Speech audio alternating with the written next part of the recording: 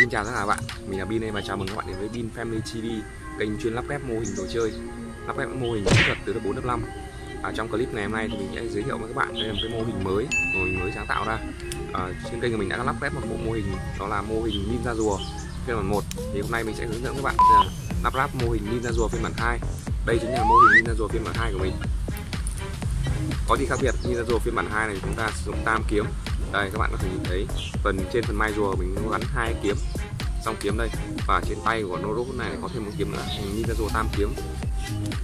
Để không để các bạn chờ lâu, mình sẽ hướng dẫn các bạn lắp ghép mô hình ninja rùa tam kiếm nhá.